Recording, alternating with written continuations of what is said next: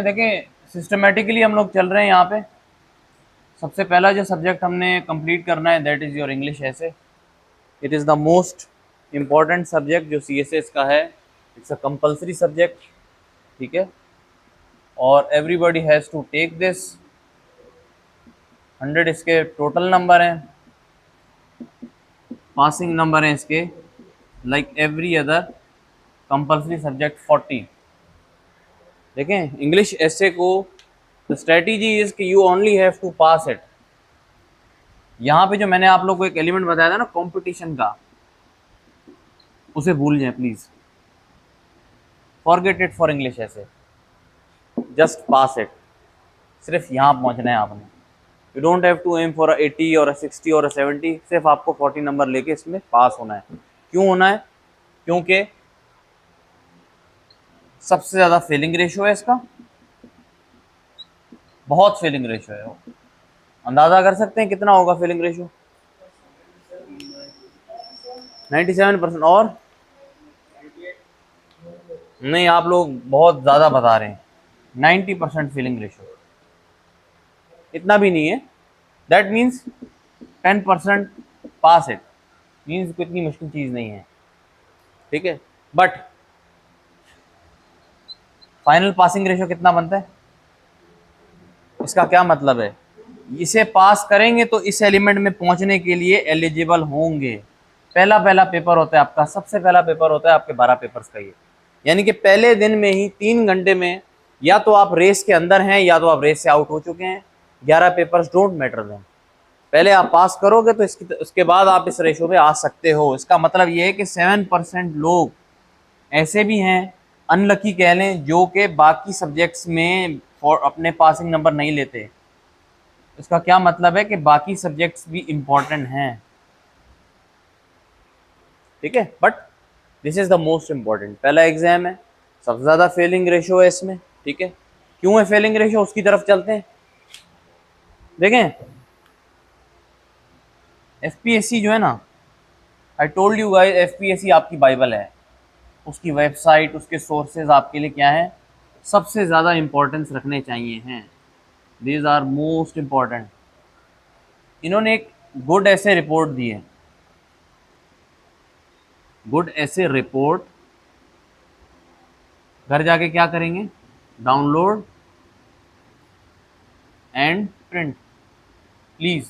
देखिए, FPSC की website पे जाएं, गुड ऐसे रिपोर्ट है। Why is it important? ये बेसिकली रिपोर्ट आप समझिए कि इसमें सब कुछ है जो आपको इंग्लिश ऐसे की गाइडलाइंस चाहिए हैं। You don't have to go anywhere, आपके पास गाइडलाइंस सारी अवेलेबल हैं।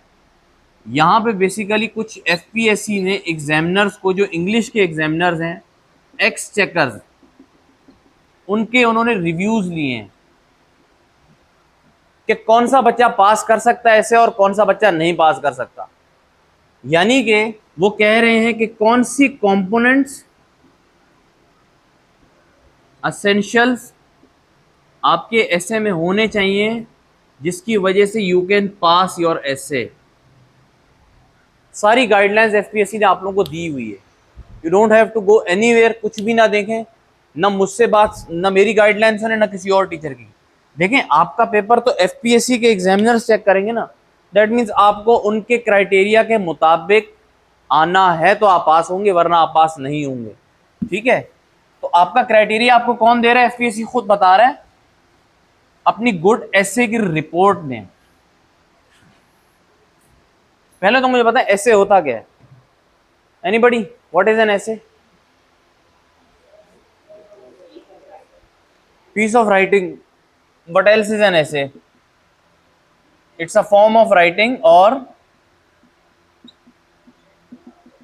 ठीक है, और क्या होता है इंग्लिश ऐसे भाई? Explaining something, anything, it could be anything. किसी पे भी बेसिकली क्लस्टर ऑफ पैराग्राफ्स होते हैं, cluster of paragraphs with organisation, coherence, unity. ये 3 चीजें याद रखना। It is not any piece of writing. Disorganise writing नहीं हो सकती है। It has to be coherent, unity होनी चाहिए, ऑर्गेनाइजेशन होनी चाहिए, यानी कि it should be a smooth sailing. What's a smooth sail, बताएं क्या होता है स्मूथ सेल, कोई बताना चाहेगा? कनेक्टेड हो और बोले और कोई, ऑर्गेनाइज्ड हो। देखिए स्मूथ सेल एक इंग्लिश का प्रोवर्ब है, ये पानी की लहरें हैं, ये आपकी कश्ती है। अगर कोई पानी की ज्यादा बड़ी लहर आ गई तो आप डूब सकते हैं, आपकी कश्ती नहीं जा सकती आगे। इसका क्या मतलब है कि आपके ऐसे को इतना कनेक्टेड होना चाहिए कि आप पॉइंट ए से पॉइंट बी तक आराम से पहुंच जाओ। और ये कहां से आएगा हमारे पास? यही तीन चीजें जो मैंने आपको बताई है, ऑर्गेनाइजेशन, कोहेरेंस, कोहेजन, यूनिट। ठीक है, मैं इसे कहता हूं स्मूथ सेल होनी चाहिए। ए पॉइंट से आप बी पॉइंट में बेसिकली आराम से चले जाओ विदाउट एनी रिजेस, बीच में रुकावटें ना आए। रुकावटें कहां से आएंगी? जब आपकी राइटिंग में कोहेजन नहीं होगी, कनेक्टिविटी नहीं होगी, आपका राइटिंग जो है ना बहुत डिसऑर्गेनाइज्ड होगा। तो इसीलिए बेसिकली ये चीज़ों ना होने की वजह से 90% पीपल फेल। सिर्फ ये 3 से 4 एलिमेंट्स हैं कुछ जो बार बार इस रिपोर्ट में रिपीट किया गया है। ठीक है, ओके। देखें ऐसे का मतलब ये फर्स्ट अटेम्प्ट, पहला attempt is what an essay means, मतलब पहला अटेम्प्ट है। और इसमें एक चीज और, इसमें आपका ओपिनियन है, राइटर्स ओपिनियन होना चाहिए, कोई किताबी बातें नहीं होनी चाहिए। लोग कहते हैं ना बुकिश लिखो, स्कॉलरशिप ऐड करो, means books, reports, X Y Z. Wrong, it's a myth, myth है ये, don't buy it. Your opinion, original opinion, original thought. और वो कहाँ से आएगा? रीडिंग से, राइटिंग से, सोचने से। उसका कोई अल्टरनेटिव नहीं है, ना कोई शॉर्टकट है मेरे पास, ना आप लोगों के पास, किसी के पास हो सकता है। ठीक है, कॉमन मिस्टेक्स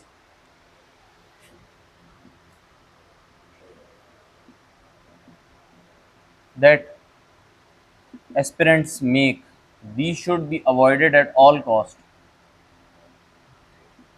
अवॉइड करनी है, क्या है?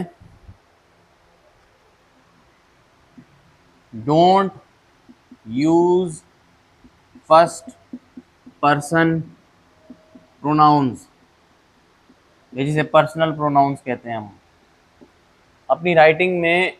आज मैं आपको बता रहा हूँ, ऐसे इज अ टेक्निकल राइटिंग, ये एकेडमिक राइटिंग भी नहीं है। टेक्निकल राइटिंग है, इसके कुछ रूल्स एंड रेगुलेशंस है जो आपको हर सूरत में पूरे करने हैं। वो क्या है? पहला तो ये, don't use first person pronouns. ये क्या होते हैं? आई, वी, ही, शी, और आपके पास है वी, अस, मी, माय, वगैरह वगैरह। आप कहीं पे भी ये चीज यूज नहीं कर सकते कि I am going to write this in this thing is in this ऐसे, you can not write this. या माई ऐसे विल एक्सप्लोर, ये आप नहीं लिख सकते। You better use third person. एक और चीज, इसमें आप यू भी डाल दें, सेकंड पर्सन भी डाल दें, third person is the right way to do it. Number 2, no headings in ऐसे।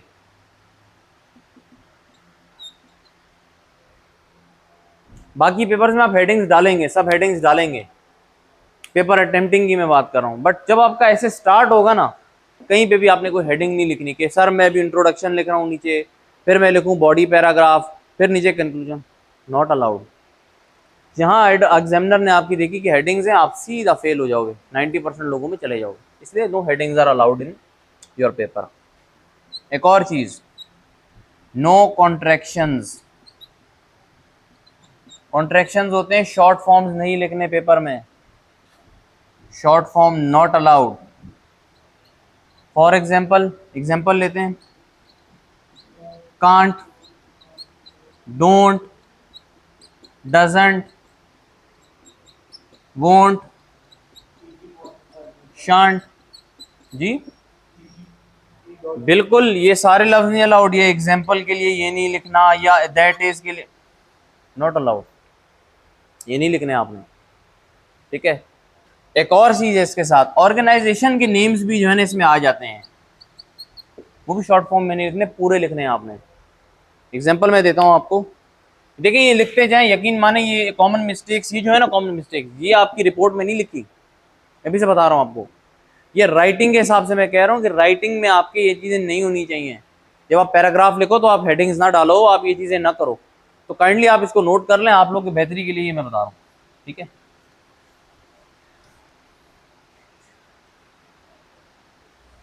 Short forms are not allowed, ठीक है। अब ऑर्गेनाइजेशन है, फॉर एग्जाम्पल एक ऑर्गेनाइजेशन हमारे पास FIA, आप पेपर में लिखो दी FIA हैज डन दिस या XYZ, नहीं, एग्जामिनर को कैसे पता चला कि FIA क्या है? आपका एग्जामिनर कौन है मैं ये भी बता दूं आपको। पहले तो नो योर एग्जामिनर, आपका एग्जामिनर एक इंग्लिश का प्रोफेसर है, उसकी फील्ड ही नहीं है FIA NAB कोई भी इदारा, उसकी field proper pure English language है, वो लिटरेचर का बंदा है। उसे अगर आप FIA लिख रहे हो तो आपको बताना पड़ेगा FIA है क्या। तो आप लिखोगे कैसे, what is the correct way, आप लिखोगे फेडरल इन्वेस्टिगेशन, अब ऐसे भी नहीं लिखना, इन्व लिख दिया, पूरा लिखना है, ठीक है। इन्वेस्टिगेशन एजेंसी, फिर आपने ऐसे लगा दिया FIA। अब जहां जहां आप FIA लिखोगे ना, फिर अब आप FIA लिख सकते हो। तो पहले what you have to do, you have to introduce the term to the examiner, facilitate करें आप एग्जामिनर को, वो आपको नंबर देगा, असिस्ट करें उसे, आसान बनाए उसका काम उसके लिए, ठीक है। ऑर्गेनाइजेशंस के नाम, किसी भी चीज़ का नाम आपने पूरा लिखना है, ठीक है। राइटिंग में अक्सर हम लिख देते हैं, पर हमें नहीं पता हमारा एग्जामिनर बेचारा कौन है, तो ये हमारा एग्जामिनर है, उसी हिसाब से हमें चीज़ों को करना है। ये कुछ चीज़ें जो आपकी राइटिंग में नहीं होनी चाहिए। उसके बाद most important thing, one sentence one idea, please. मैंने कल एक एग्जांपल दी थी आपको, एक सेंटेंस में एक बात करें, दूसरी बात करनी है उसी के बारे में करनी है, फुल स्टॉप लगाए, नया सेंटेंस स्टार्ट करें। Make your writing simpler and communicative,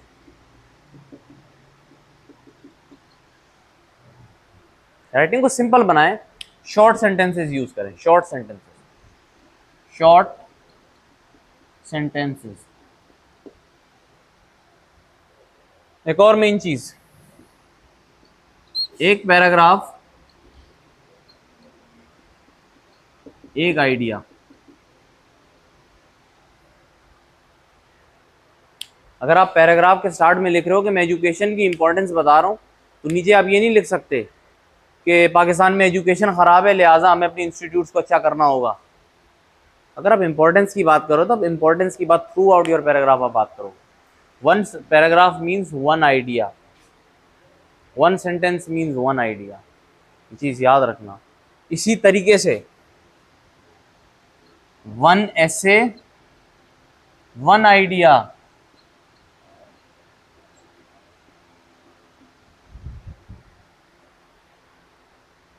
ठीक है, एक ऐसा पूरे एक आइडिया आपका बता रहा होगा। ये चीज़ें याद रखें, बहुत इंपॉर्टेंट है। आप लोग राइटिंग में बेसिकली यही छोटी मोटी मिस्टेक्स हैं जो आपको फेल करवाती हैं।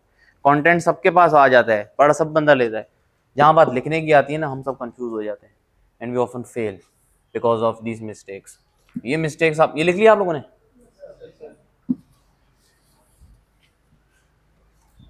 फिर बहुत इंपॉर्टेंट है, स्पेलिंग मिस्टेक्स नहीं करनी प्लीज, स्पेलिंग मिस्टेक्स नहीं करनी। बहुत ज़्यादा करते हैं हम राइटिंग में, क्योंकि हमने लिखी नहीं होती सारी ज़िंदगी, नहीं लिखते नहीं हैं। स्पेलिंग मिस्टेक्स इंप्रूव करें, मिस्टेक्स होती हैं हमारी, स्पेलिंग मिस्टेक्स अवॉइड करें प्लीज़। कोशिश करें आप इन चीज़ों को सही करने की कोशिश करें। ठीक है, what else is in your writing? Tenses, most importantly कौन से? 3 से 4 टेंसेस बता रहा हूँ। यही टेंसेस वो टेंसेस हैं जिसमें आप बेसिकली अपनी राइटिंग करते हो, अपनी टेक्निकल या एकेडमिक राइटिंग। इसके अलावा आप मुश्किल ही है कि आप कभी कोई अपना टेंस इस्तेमाल करो। तो टेंस अपने करेक्ट रखने। कौन कौन से टेंस है वो मैं आपको बता दूं। एक तो सबसे इंपॉर्टेंट है प्रेजेंट सिंपल टेंस। वो नहीं होता जिसमें एस एंड ई एस वाला गेम, कि थर्ड पर्सन के बाद जब वर्ब इस्तेमाल होगा तो उसके साथ क्या यूज होगा, क्या यूज होगा, एस या ई एस होगा उसका। ठीक है, ये बहुत मैं आपको बता रहा हूँ, बट यकीन माने जब आप लिखेंगे ना, सबसे ज्यादा मिस्टेक्स इसकी हैं, कि सबसे ज्यादा मिस्टेक्स एस और ई एस वाला है। यस, 80% भी यूज होता है ये, और इसी हिसाब से फिर 80% मिस्टेक भी इसी में आपको अगर आप करते हो, 80% आपका ये बहुत ज्यादा राइटिंग में आपकी यूज होता है। So please work on it. एक ये टेंस है आपका। नंबर 2 जो टेंस आपको परफेक्ट करना है, मैं आपको बता रहा हूं परफेक्ट करने हैं टेंसेस, कहीं पे आपकी इनकी गलती नहीं होनी चाहिए। दूसरा आपके पास है present perfect tense, has have वाला। इसे सही से पढ़ें कि हैज हैव किस तरीके से यूज होता है। फिर अक्सर हम इस्तेमाल करते हैं simple past tense, was and were वाला। Number 4 future perfect tense. 80% आपकी मिस्टेक्स टेंसेस की खत्म हो जाएंगी अगर इन 4 को आप सही तरीके से समझें। Number 2 punctuations, very important. They beautify your writing, they beautify your expression. जहां बात एक्सप्रेशन की आती है ना कि यार ये एक्सप्रेशन क्या चीज होती है इंग्लिश में, तो ये पंक्चुएशंस है ना, ये आपका एक्सप्रेशन क्रिएट करता है। इस पे मैक्सिमम वीडियोस देखें, किसी भी किताब अच्छी किताब से पढ़ लें। रेनन मार्टिन है, करेक्ट ग्रामर इंग्लिश है, आई थिंक कैम्ब्रिज वालों की बुक है, ऑक्सफोर्ड वालों की बुक है, कोई भी बुक है, सारी बुक्स में कंटेंट सेम है। हर जगह पंक्चुएशंस का एक ही काम होता है। तो प्लीज परफेक्ट योर पंक्चुएशंस। इसमें कौन कौन से पंक्चुएशंस आपको देखने चाहिए? कॉमा, फुल स्टॉप, सेमीकोलन, ये वाला, ये सारे के सारे दे आर वेरी इंपॉर्टेंट। आप जब इन चीजों का यूज करते हैं ना राइटिंग में, this enhances your expression and the examiner wants good expression from you. Good हो, सिंपल हो, सही हो, अप्रोप्रिएट हो, this is what I am talking about. ठीक है, ये चीजें हैं। उसके बाद आ जाते हैं पंक्चुएशंस के बाद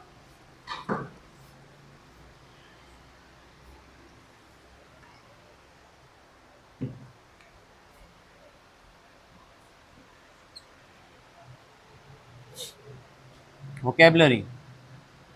इसके बारे में बात करते हैं, कैसी वोकैबुलरी होनी चाहिए सीएसएस के पेपर में। पता है रिपोर्ट में ये लिखी है जो भाई ने बात की, appropriate vocabulary. What is the meaning of appropriate, कोई बताना चाहेगा? जी, मुनासिब और सिचुएशन में, कॉन्टेक्स्ट में फिट हो। एक तो कॉन्टेक्स्ट आपने देखना है, दूसरी चीज सिंपल हो, करेक्ट यूजेज हो। This is what appropriate means. Shakespearean English not required. Simple लिखें, इस तरीके से लिखें भाई, I play football, she place cricket.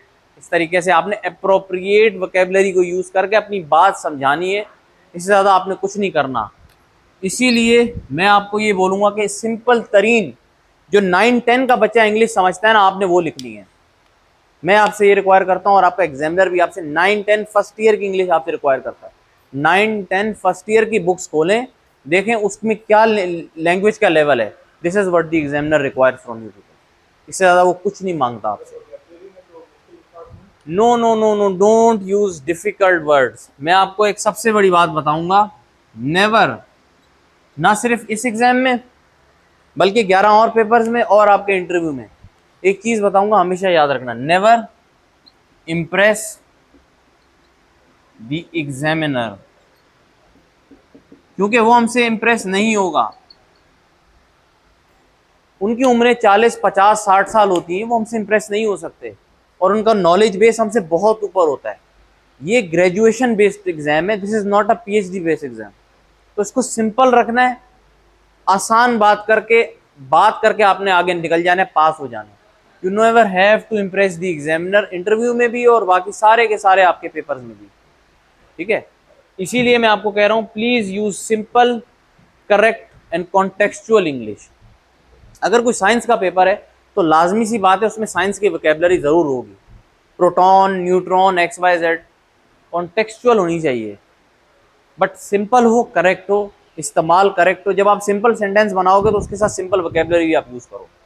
You don't need to write compound या कॉम्प्लेक्स सेंटेंसेस, नहीं जाएं उस तरफ, बिल्कुल आसान तरीके से जाएं। मैं अभी रिपोर्ट भी खोलूंगा तो मैं आपके सामने बताऊंगा कि आपका एग्जामिनर आपको बोल क्या रहा है, वो यही बात कह रहा है, उसका फ्रेज भी यही है, अप्रोप्रिएट वोकैबुलरी मुझे चाहिए। वो ये नहीं कह रहा कि आई नीड सम इम्प्रेसिव या वर्बोसिटी किस्म की मुझे इंग्लिश नहीं चाहिए।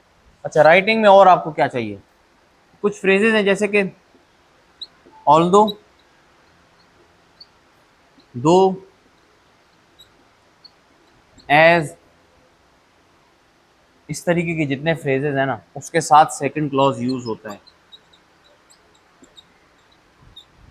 यानी ये एक सेंटेंस नहीं हो सकता। मैं मिसाल आप लोगों को दे देता हूँ, ये आप लोगों ने लिख लिया है, मिटा दूं ये वाला, देखें इनके साथ सेकंड क्लॉज लाजमी यूज होगा, ये एक सेंटेंस नहीं लिख सकते आप। जैसे कि कुछ लोग लिखते हैं although Pakistan has many challenges, लिख लिया, इसका मैं क्या मतलब निकालूं? इसके आगे भी तो कुछ लिखना पड़ेगा, क्या लिखूंगा? Comma, still these can be addressed, ये आपका सेकंड क्लॉज है, ये इस्तेमाल लाजमी होगा इन लफ्जों के साथ। दो, ऑल दो, एज, इस तरीके से जितने भी लफ्ज हैं जहां आप ये इस्तेमाल करें तो आपको उसका सेकंड क्लॉज लाजमी देना पड़ेगा। और ये एस छोटा है, कभी भी मत समझना ये एस बड़ा है, दिस इज स्मॉल एस।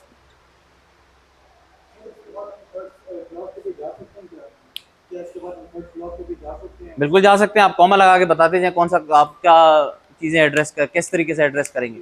पर मैं आपको बोलूंगा यहाँ स्टॉप करके न्यू सेंटेंस बनाए। एक बात कर दी आपने, now make a new sentence, please comma करके ना करना।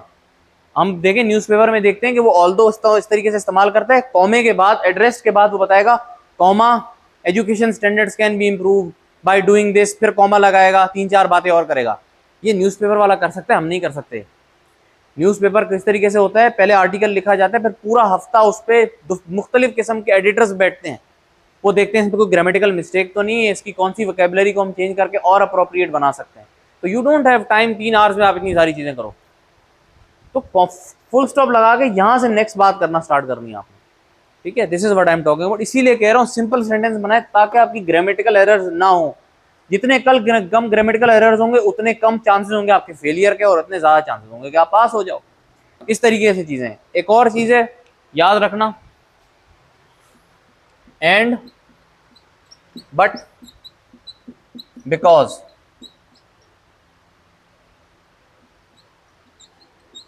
इन तीन लफ्जों से never start a sentence, never start a sentence. अक्सर लोग करते हैं, और मैं ये नहीं कह रहा कि ये गलत है, दिस इज द राइट वे। लिख सकते हैं आप, एंड से अपना सेंटेंस स्टार्ट कर सकते हैं, बिकॉज से स्टार्ट कर सकते हैं, पर सीएसएस एग्जाम में नहीं कर सकते आप। देखें करेक्ट फॉर्म तो यही है ना, आपने बिकॉज लिखा या कोई भी लफ्ज लिखा, बिकॉज कॉमा देके आप कोई भी बात कहोगे। All I am talking about कि इससे सेंटेंस स्टार्ट ना करें, this could be in the middle of the sentence. आप यूज कर सकते हो हाउएवर, ट्रांजिशन वर्ड्स हैं वो भी मैं आपको बताता हूं। यहां से आपने नेवर स्टार्ट अ सेंटेंस याद रखें, इन पेपर्स के लिए भी, ऐसे के लिए भी, और 11 पेपर्स के लिए भी। ये जो सारी बातें मैं आपको बता रहा हूँ ये बेसिकली आपने लिखना कैसे है मैं इसके बारे में बता रहा हूँ। अभी तक मैं ऐसे की तरफ आया भी नहीं हूँ, ठीक है, ताकि जनरल ये चीजें जो आपको मिस्टेक्स नहीं करनी है अपने, इसको मिटा दूं, ये चीजें लिख भी लें, जिन्होंने लिख ली अच्छा है, जिन्होंने नहीं लिखी देयर लॉस, तो लिखने की कोशिश करें। अच्छा ये हो गया, उसके बाद आई वाज टॉकिंग अबाउट, इसके बाद मैं क्या बोलने वाला था, मैंने आपको बताया था ट्रांजिशन वर्ड्स। गुड यार, ट्रांजिशन वर्ड, इन्हें रट्टा मारें, क्रैम देम। एक लिस्ट है, बहुत ज़्यादा लिस्ट आपको मिल जाएंगी, गूगल पे जाएं, ट्रांजिशन वर्ड्स लिखें, आपको मुख्तलिफ किस्म के ट्रांजिशन वर्ड्स मिल जाएंगे इस तरीके से, और बड़े वो खूबसूरत भी नज़र आते हैं। हाउएवर, नॉनदलेस, और moreover, similarly, likewise, additionally, ठीक है। और अगर मैं जाऊं इस पे, टू सम अप,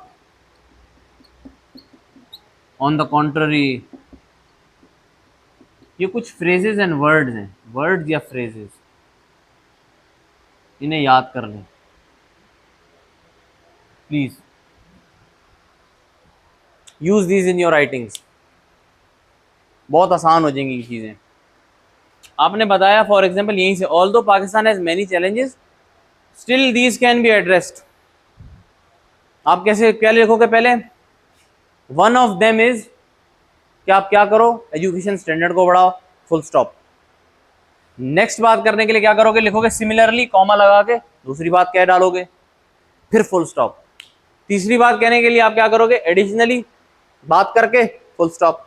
यकीन माने इन इन लफ्जों से आपकी मेंटेन क्या हो रही है, मैं आपको बता रहा हूँ, इस लफ्जों से आपकी कोहिजन मेंटेन हो रही है, यूनिटी आ रही है, और जितने भी मैंने लफ्ज लिखे थे वो सारे के सारे इन लफ्जों, पूरा का पूरा ये लफ्ज जो है ना आपकी राइटिंग को ब्यूटीफाई भी करेंगे, यूनिफाई भी करेंगे, कोहिजन भी क्रिएट करेंगे आपकी राइटिंग में। So you need to cram these words. जी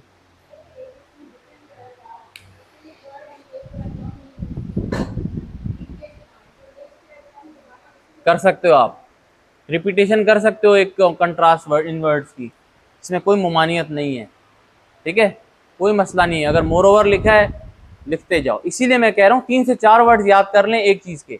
अगर आपको कोई चीज़ पॉइंट ऐड करना है तो उसके 4 किस्म के ट्रांजिशन वर्ड आप याद कर लो। अगर आपको कंक्लूजन के बारे में बात करनी है तो 4 किस्म के वो भी याद कर लो, स्टार्टिंग के 4 याद कर लो। इस तरीके से मुख्तलिफ जगहों पे आप इसको इस्तेमाल करते रहोगे, आपकी राइटिंग में कोहेजन भी क्रिएट होगी, और जो चीज़ मैं और आपका एग्जामिनर चाह रहे हैं वो भी आपको मिल जाएगा। ठीक है जी, मैं बता दूंगा आपको अलग अलग, जिस दिन हम पढ़ेंगे ना इंट्रोडक्शन पढ़ेंगे तो मैं आपको इंट्रोडक्शन का बता दूंगा, बॉडी पैराग्राफ्स में कौन से यूज़ करने, कंक्लूजन में कौन से यूज़ करने, सारे के सारे मैं बता दूंगा। बल्कि मैं लिस्ट भी भेज दूंगा सलीम साहब को, तो वो आप लोग उनके साथ उनसे ले लीजिएगा। ठीक है,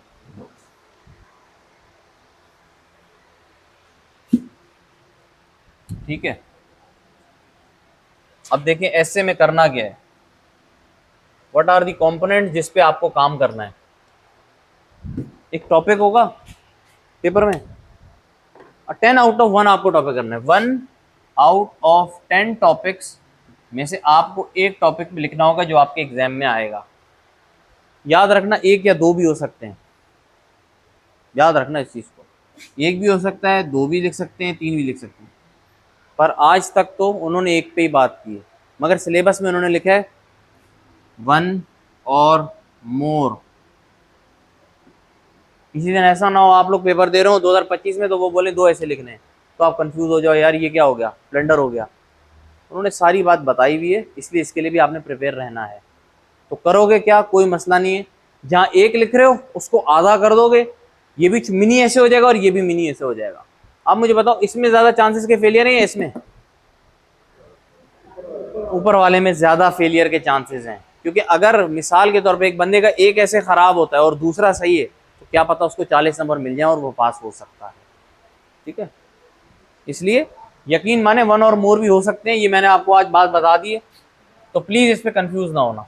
हमने भी जब तैयारी की थी तो हमने 2 की भी की थी तैयारी की, 3 घंटे में 2 ऐसे भी लिख सकें, मगर वो छोटे छोटे होते थे, 6-6, 7-7 पैराग्राफ के आपके ऐसे होते थे, इतने बड़े नहीं होते थे। पहली आपको एक आउटलाइन लिखनी होती है, नंबर 2 आपका इंट्रोडक्शन पैराग्राफ, ठीक है, नंबर 3 आपके बॉडी पैराज, बॉडी पैरा का समझ रहे हो क्या मतलब है, पैराग्राफ, नंबर 4 आपका कंक्लूजन, बस ये 4 चीज़ें, वो सारा इसमें आ जाएगा। वो इनके वो बहुत हर चीज़ हर के अंदर अलग अलग चीज़ें हैं, ठीक है, वो मैं सारी एक एक अभी जब हम करेंगे ना इंडिविजुअली, जिस दिन आउटलाइन बनाएंगे तो आउटलाइन की सारी चीज़ें बताऊंगा, जिस दिन इंट्रोडक्शन लिखेंगे इंट्रोडक्शन की सारी चीज़ें बताऊंगा, थीसिस स्टेटमेंट क्या है क्या नहीं है, बॉडी पैराग्राफ में टॉपिक सेंटेंस क्या होता है, कंक्लूजन सेंटेंस क्या होता है, फैक्ट किस तरीके से देना होता है, मैं सारी चीजें आपको खोल के बताऊंगा। You don't have to worry about it. अभी जितना मैं आप लोगों को बता रहा हूँ आहिस्ता आहिस्ता उस चीज पे आप लोग काम करने की कोशिश करें। Outline, introduction, body paragraph and conclusion, these are the 4 things जिस पे हम काम करेंगे और जिस पे आप लोगों को काम करना भी है और इसको अच्छे से अच्छा बनाना है। Now there are 2 other things to prepare. ऐसे में देखें, ऐसे के नंबर किस चीज के होते हैं, 40 नंबर लेने, याद रखना मैं 100 की बात ही नहीं कर रहा। 20 नंबर आपके स्ट्रक्चर के हैं। मींस जिन लोगों का स्ट्रक्चर बिल्कुल ठीक होगा ना, उन्हें आराम से आपका एग्जामिनर 20 नंबर दे देगा, आंखें बंद करके। क्या मतलब है, इस पे काम फिर करना चाहिए या नहीं करना चाहिए? आपका आधा ऐसे इसकी वजह से पास होगा। तो प्लीज स्ट्रक्चर पे आपने काम करना है, और मैं सबसे ज्यादा इम्फेसाइज भी स्ट्रक्चर पे ही करता हूँ। नंबर 2, जो 20 नंबर बाकी के हैं वो आपके फिर ग्रामर के हैं, स्पेलिंग मिस्टेक्स हैं, एक्सप्रेशन है, कंटेंट है, ऑर्गेनाइजेशन है, XYZ।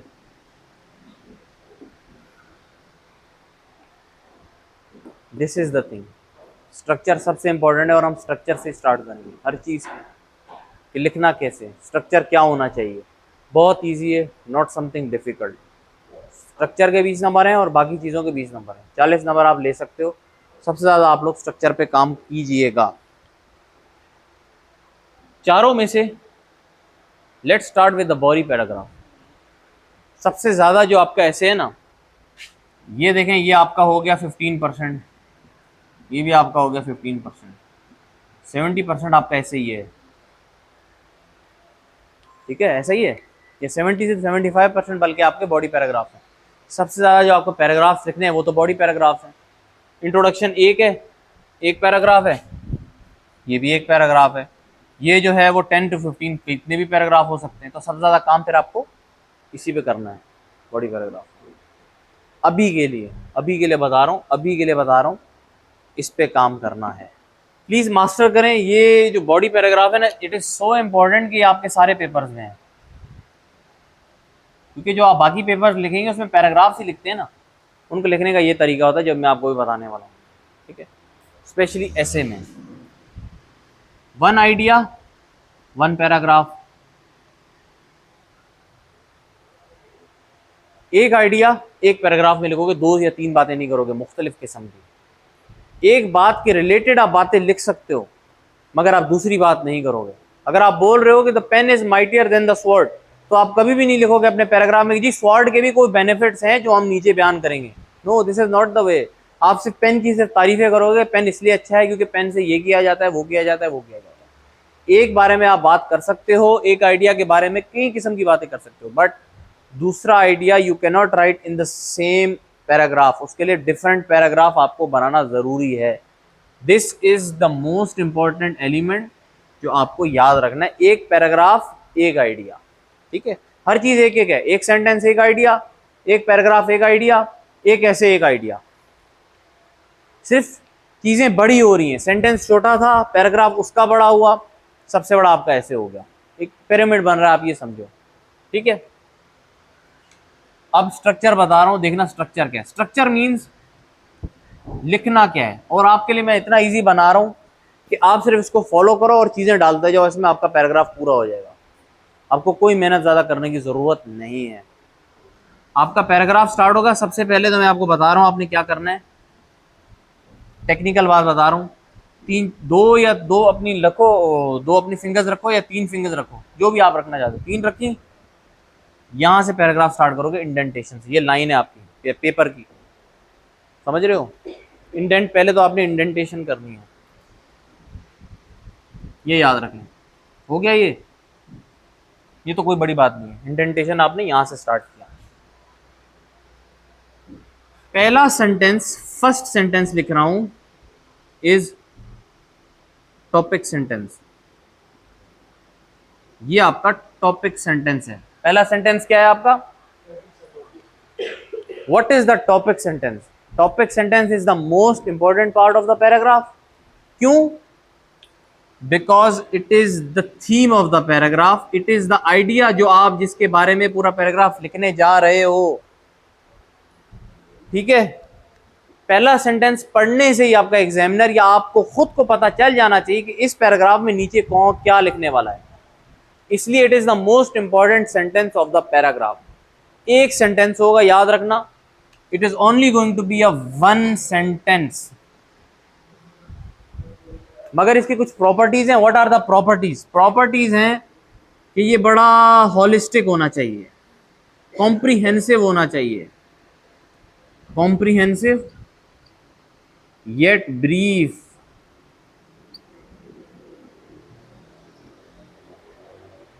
जितने कम और कंसाइज लफ्जों में बता सकते हैं अपनी बात को बताएं, पर वो जो बात आप करोगे ना वो बहुत बड़ी बात होगी, वो एक पूरा आइडिया होगा।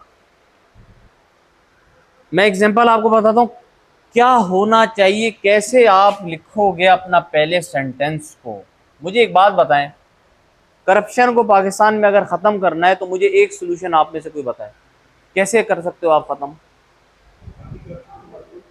बोल रहे हैं एंटी करप्शन को मजबूत करना, इसी पे हम अपना टॉपिक सेंटेंस लिखते हैं।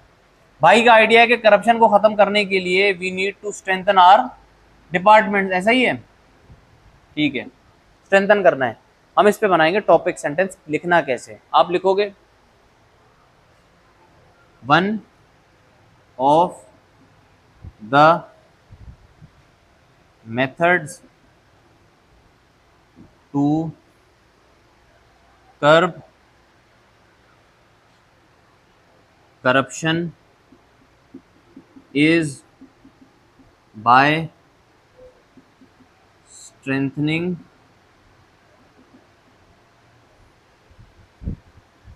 anti-corruption institutes।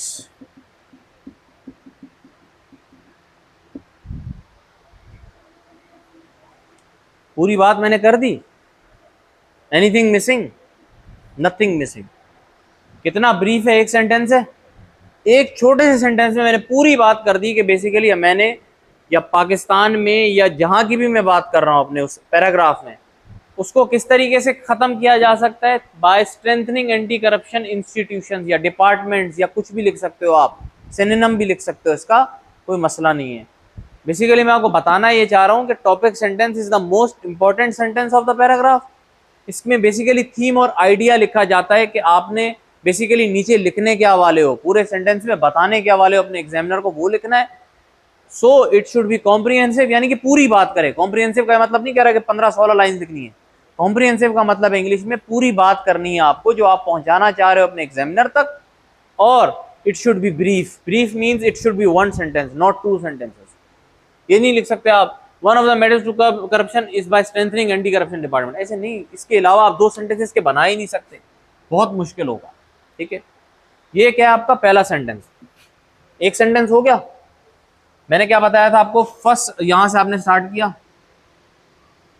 खत्म हो गया टॉपिक सेंटेंस। अब आप क्या करोगे, नंबर 2 क्या चीज है, 3 to 4 सेंटेंसेस आपकी मर्जी है, 3 लिखो या 4 सेंटेंस लिखो। सपोर्टिंग सेंटेंसेस इन्हें हम कहते हैं। ये लिखने हैं आपने टॉपिक सेंटेंस के बारे में। नाम इनका क्या है, सपोर्टिंग सेंटेंसेस। टॉपिक सेंटेंस देखिए एक सेंटेंस था, उसको आप थोड़ा बढ़ा चढ़ा के डिस्कशन तो कर सकते हो ना उस पर। तो आप 3 या 4 सेंटेंसेस में उसके बारे में बात करेंगे, मैं ये कह रहा हूं। तो कोई भी बात हो सकती है, कोई भी बात आप कर सकते हो 3 या 4 सेंटेंसेस में, जो आपकी बात को सिर्फ सपोर्ट करे। डिस्कस करना है बेसिकली आपने अपने एग्जामिनर को। इसमें आप क्या क्या कर सकते हो, देखें, इसमें आप किसी चीज़ की डेफिनेशन बता सकते हो, इसमें आप कोई चीज़ डिस्कस कर सकते हो, ठीक है, इसमें आप कोई चीज़ आर्ग्यूमेंट कर सकते हो, इसमें आप किसी चीज़ की इंपॉर्टेंस बता सकते हो, और इट कुड बी एनीथिंग, कुछ भी हो सकता है। बहुत मतलब इसमें आप कुछ भी लिख सकते हो। देखो, और इसमें आप क्या लिखोगे, एग्जाम्पल नहीं लिखनी अभी, एग्जाम्पल नीचे आएगी अभी। 3 से 4 आपके सपोर्टिंग सेंटेंस, बस इस बारे में कुछ भी कर सकते हो। क्या लिखना चाहोगे आप लोग, बनाते हैं हम one of the methods to curb corruption is by strengthening anti corruption institutes. नहीं नहीं नहीं नहीं, हम बोलेंगे इस तरीके से नहीं। हाँ, आप इन्होंने बोला सीसीटीवी, आपने बोला हाईली, वो बोल रहे हैं हाईली क्वालिफाइड पीपल, और कोई कुछ कहेगा इस बारे में? आप बेसिकली इस बारे में पहले बात तो करो कि इससे होगा क्या। आप बोलोगे, पहला सेंटेंस लिखते हो, when such institutions are strengthened people avoid corruption to save themselves from prison या पनिशमेंट। अब पेपर में काइंडली ये ना लिखना जो मैंने लिखा है, मैंने आप लोगों को समझाने के लिए लिखा है कि इनमें से कोई भी एक लफ्ज लिख सकता हूं। इनमें से कौन सा लफ्ज लिखूं, मुझे ये बताएं। पनिशमेंट लिख लूं, ठीक है, तो प्लीज फिर आप प्रिजन ना लिखना, एक लफ्ज लिखना है आपने। याद रखना, पेपर में ये एम्बिग्यूटी नहीं देनी आपने। कुछ भी लिख सकते हो, और कुछ बताओ मुझे, जैसे मैंने एक बात लिखी है, और क्या हो सकता है। इस आइडिया को देखो, जैसे मैंने कहा कि भाई जब ये इंस्टीट्यूशन स्ट्रांग होंगी तो लोग करप्शन नहीं करेंगे, people will avoid doing corruption. और क्या होगा इससे, कुछ भी बता सकते हो आप। यहां से भी स्टार्ट कर सकते हो कि जी एंटी करप्शन इंस्टीट्यूट्स का काम क्या, आप यहां से शुरू कर सकते हो। Anti corruption institutes are created to stop corruption. मैंने आपको क्या बताया, डेफिनेशन से भी स्टार्ट कर सकते हो, डिस्कस भी कर सकते हो, आर्ग्यूमेंट भी दे सकते हो। मैंने इंपॉर्टेंस लिख ली। It is up to you people कि आप 3 से 4 सेंटेंसेस किस नौयत के लिखो। अब वो तो आपका अपना आइडिया होना चाहिए ना, ठीक है। 3 से 4 सेंटेंसेस आप लिखोगे, जैसे मैंने आपको एक सेंटेंस बना के बता दिया। अगर एक और सेंटेंस लिखना है जो मैंने अभी आपको बताया, तो वो इससे पहले लिखूंगा, क्योंकि देखें एक ऑर्गेनाइजेशन होती है। पहले मैं उसके बारे में बात करूंगा कि देखें डेफिनेशन ये है, anti corruption departments are created to stop corruption, full stop. फिर मैं बोलूंगा when such institutions are strengthen people avoid corruption to save themselves from punishment. इसके आगे मैं एक और सेंटेंस कोई भी कर सकता हूं। 3 से 4 मैंने सपोर्टिंग सेंटेंसेस लिखने हैं, मेरा ये स्ट्रक्चर है।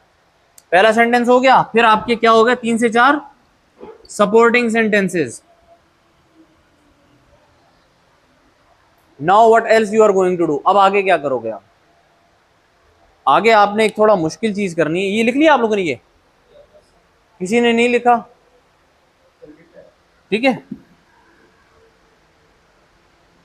आगे आप क्या कर सकते हो, देखिए मैं आपको बता रहा हूं, सपोर्टिंग सेंटेंसेस में कुछ भी आ सकता है, but please it should be according to the topic sentence के बारे में ही होना चाहिए। अब जो भी मैं चीजें लिखूंगा आप देखना, कोई भी चीज टॉपिक सेंटेंस से हटके नहीं होगी, ना हो सकती है। स्ट्रक्चर है इसका। पहला सेंटेंस टॉपिक सेंटेंस है, मैं लिखता जाता हूं। एक सेंटेंस ये हो गया आपका, 3 से 4 सपोर्टिंग सेंटेंस हैं। अब आप लिखोगे एक sentence on fact. Fact, what are facts, references क्या होते हैं। ये लिखे जाते हैं टू सब्सटेंशिएट योर आंसर, आपकी बात को प्रूव करने के लिए लिखे जाते हैं, योर पॉइंट।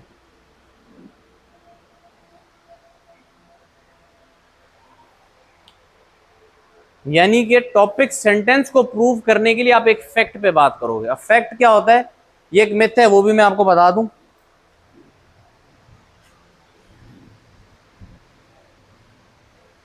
देखें, fact could be anything.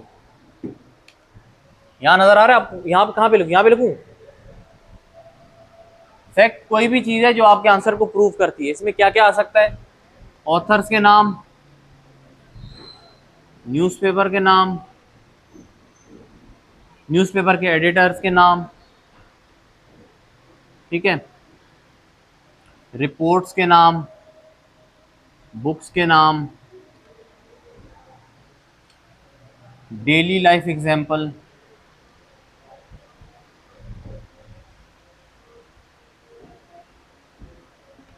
Observations, quotations,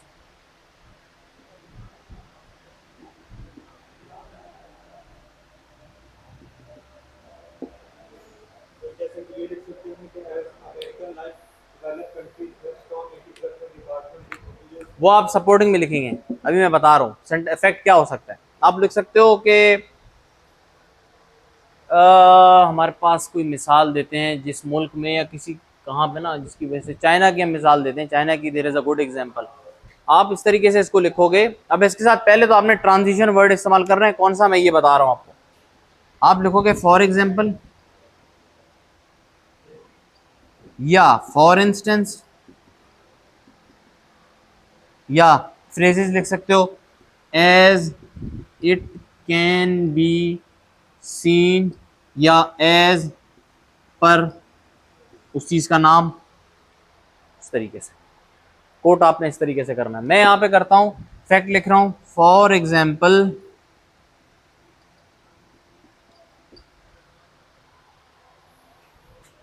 corruption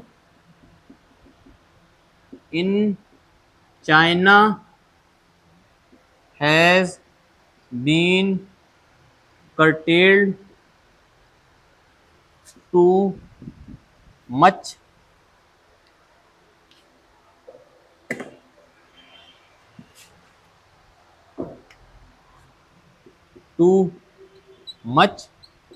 extent because it strengthened its institutions। क्या मैंने उस इंस्टीट्यूट का नाम दिया? ये भी एक फैक्ट है। कैसे? डेली लाइफ एग्जांपल्स में आ गई और ऑब्जर्वेशन में आ गया। आपने सिर्फ ये बताया, इफेक्ट बता दिया कि भाई चाइना में करप्शन बहुत हद तक रुक गई। क्यों? क्योंकि चाइना ने अपने इंस्टीट्यूशंस को स्ट्रेंथन किया, इसलिए चाइना में करप्शन कम हो गई। खत्म बात। इससे आगे आप कुछ भी नहीं बोलोगे। एक फैक्ट दोगे, कोई भी फैक्ट हो सकता है, जनरल ऑब्जर्वेशन हो सकता है। मैं अपने पेपर के बारे में बताऊं तो मैंने अपने पेपर्स में जितनी भी पैराग्राफ्स लिखे उनमें ये दोनों चीजें थी, ये और ये। मैंने कोई कोट नहीं लिखे, मैंने कोई न्यूज़पेपर के नाम नहीं लिखे, मैंने कोई रिपोर्ट्स और बुक्स नहीं लिखी। No stats are required. देखें मैं आपको बता रहा हूं, fact can be stats, fact can be anything. Fact का मतलब सिर्फ ये थोड़ी कि स्टैट्स और बुक्स लिखनी है, कुछ भी लिख सकते हो आप। No nothing. मैं आपको बता रहा हूँ ये सारी चीजें फैक्ट मिथ हैं, प्लीज इससे बाहर जाएं। ऐसा कुछ भी नहीं है। अगर किसी को खास कोई चीज आती है तो वो लिख सकता है। मैंने नहीं लिखा था, अपना एक्सपीरियंस बताऊं। देखिए मैं बताता हूं कैसे कोड करेंगे। आप बोलोगे एज पर, न्यूज़पेपर का नाम बताते हैं, as per foreign affairs magazine comma its report, report का नाम हो सकता है करप्शन, कुछ भी नाम दे देते हैं हम उसको। फॉर एग्जाम्पल आप बोलो how China curtailed corruption report states that China curtailed it's corruption because it strengthens it's institutions. आप इस तरीके से लिख सकते हो जैसे मैंने आपको बताया, एज पर या एज पर। इस तरीके से बेसिकली आपने कोट किस तरीके से करना है मैं आपको बता रहा हूँ। आप इसमें कायदे आजम की किसी भी इंसान की दे सकते हो, कोटेशन दे सकते हो, कोई स्टोरी दे सकते हो, बट मैं आपको वही बात बता रहा हूँ कि वो एक तो वो चीज़ ट्रू होनी चाहिए, वो कोटेशन आपका बनाया बना होना चाहिए, बनाया बना हो, वो ट्रू होना चाहिए और वो ऑथेंटिक होना चाहिए और वो अप्रोप्रिएट होना चाहिए। फॉर एग्जाम्पल अगर मैं अपने एक टॉपिक सेंटेंस में लिख रहा हूं कि एजुकेशन की वजह से people get opportunities for employment in the country, और नीचे फैक्ट में मैं कोटेशन लिखूं सर सैयद अहमद खान की जो कह रहे हो कि एजुकेशन की इंपॉर्टेंस ये है कि ये आप में सोशल मोरालिटी लेके आता है, तो आप मुझे बताएं क्या वो फैक्ट सही है या वो गलत है? जस्ट बिकॉज आपने एक रट्टा मारा हुआ है कि यार कोटेशन तो डालनी ही डालनी है, no that is not required. As per the topic sentence you have to quote the fact या द रेफरेंस, या कोई भी चीज हो सकती है, इसलिए it should be something very simple. Observation हो सकती है, कोटेशन हो सकते हैं। हमारे एक दोस्त थे, उन्होंने अपने पेपर में जो है वो टेक्नोलॉजी का पेपर था, उन्होंने उसमें ट्रैक्टर की मिसाल दी तो वो भी पास हो गए कि ट्रैक्टर जो है वो इस तरीके से हार्वेस्ट करता है या प्लॉइंग करता है। अब उन्होंने कोई बड़ी बात नहीं की कि भाई फलानी रिपोर्ट ने ये बात की थी। This is a myth don't buy it. ये मार्केट में बहुत बिक रहा है कि आपने कोई फैक्ट ही लिखना है और फैक्ट का मतलब रिपोर्ट है या कोई कोटेशन है या कोई स्टैट्स है किसी रिपोर्ट। याद रखें, it could be anything and the best thing is daily life examples, आपके अपनी लाइफ की एग्जांपल या ऑब्जर्वेशन जो डेली लाइफ में आप देखते हो। ऐसा नहीं हो सकता बॉयज विल बी बॉयज ऐसे आ जाए या कोई भी ऐसे आ जाए, उसमें आप 11 रिपोर्ट्स कहां से क्रिएट करोगे? You can not create first reports. फिर तो हर साल 0% लोग ऐसे में फेल पास हो, अगर सिर्फ यही रिक्वायरमेंट है कि स्टैट्स और आपको रिपोर्ट्स देनी है। ये मिथ है, डोंट बाय इट। ठीक है, समझ रहे हो आप लोग इस बात को? डेली लाइफ की एग्जांपल मैंने ये दी है ना आपको, कितनी अच्छी example. Is it not an example? It could be anything. आप अपने लोकल डिस्ट्रिक्ट किसी की बात कर सकते हो, अगर आपके किसी डिस्ट्रिक्ट में कोई अफसर था जिसने अच्छा काम किया, कुछ स्ट्रेंथनिंग हुई किसी डिपार्टमेंट की, उसकी मिसाल दे दो, डेली लाइफ एग्जांपल हो गई। पर वो वही बात है, जो टॉपिक सेंटेंस होगा उसी के हिसाब से आपने कोई बात लिखनी है। ऐसा नहीं हो सकता टॉपिक सेंटेंस, जैसे मैंने आपको सर सैयद की मिसाल दी कि ऊपर आप लिख रहे हो कि वो एम्प्लॉयमेंट अपॉर्चुनिटीज क्रिएट करते हो और नीचे आप बात करोगे सर सैयद अहमद खान ने कहा कि एजुकेशन जो है वो सोशल मोरालिटी देता है। दो बातें अलग अलग है, तजाद हो रहा है, इस तरीके से ना करें। एक सेंटेंस फैक्ट होगा जी, बताएं। जैसे आपने बताया, अगर हम डॉन डॉन को कोट करें तो हम ये लिखेंगे कि एज पर डॉन, और उसके बाद बात शुरू कर देंगे आप बोले एज पर, आज इट आप लिख सकते हो कि one of the articles of Dawn newspaper quoted that China, ये वाली बात इस तरीके से लिख दो। जरूरी थोड़ी कि आप स्पेसिफिकली वो रिपोर्ट बताओगे, आर्टिकल बताओगे, don't name it. If you start the paragraph with the report, you are saying.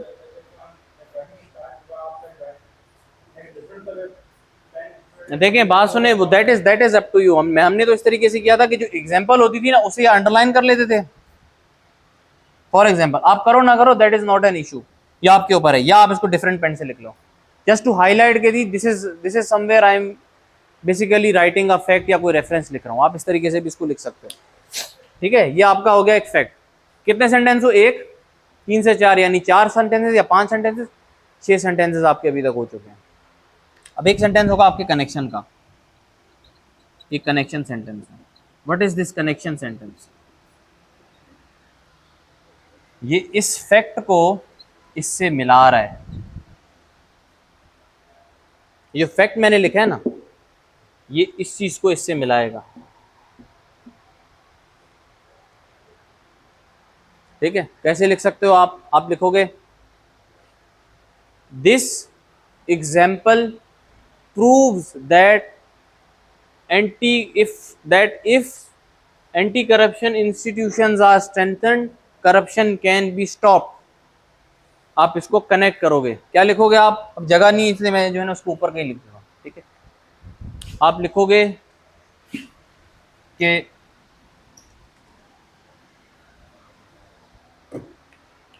This example proves that strengthening anti-corruption departments can stop corruption। ठीक है, ये आपका कनेक्शन वाला है। देखो इसको आपने इससे कनेक्ट कर दिया, इसको या नहीं किया? कनेक्शन हो रहा है थोड़ा सा क्लियर? ये जो मैंने एग्जांपल, बेसिकली आप अपनी एग्जांपल को एक्सप्लेन करोगे। कनेक्शन में यही हो रहा है ना कि मैं अपनी थोड़ी एग्जांपल को रिलेट कर रहा हूं अपने टॉपिक सेंटेंस से कि किस तरीके से अगर मैं अपनी इंस्टीट्यूट्स को स्ट्रॉन्ग करूंगा तो मेरे यहाँ करप्शन खत्म हो जाएगी, या स्टॉप हो सकती है, रुक सकती है, कम हो सकती है। लास्ट में ये आपका हो गया, लास्ट में आप अपना लिखोगे conclusion sentence.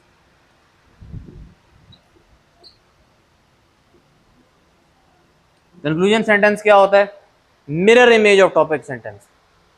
This is the mirror image of topic sentence. बात वही करनी है जो टॉपिक सेंटेंस में करो, दूसरे लफ्जों में। ठीक है, यानी कि इसी बात को फिर से लिखना है दूसरे लफ्जों में। मैं कैसे लिखूंगा? मैं लिखूंगा hence it is evident that menace like corruption can be rooted out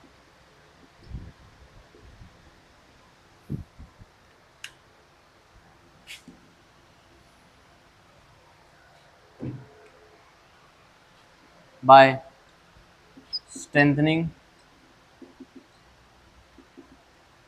institution.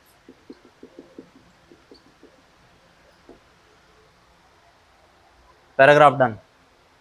ये आपका स्ट्रक्चर है।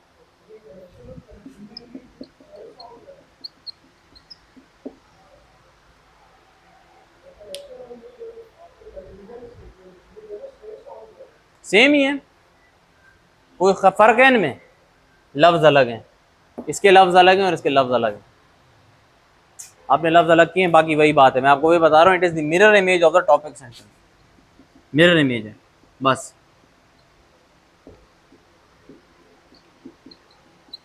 और प्लीज याद रखना, ये चीजें होनी चाहिए आपके पैराग्राफ में, एक चीज भी मिसिंग ना हो।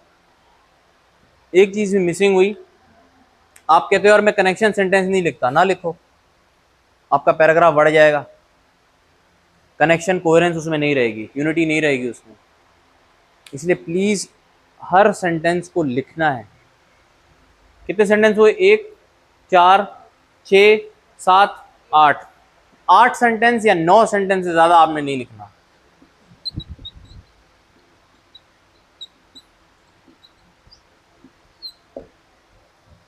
Done. This is the structure of your body paragraph.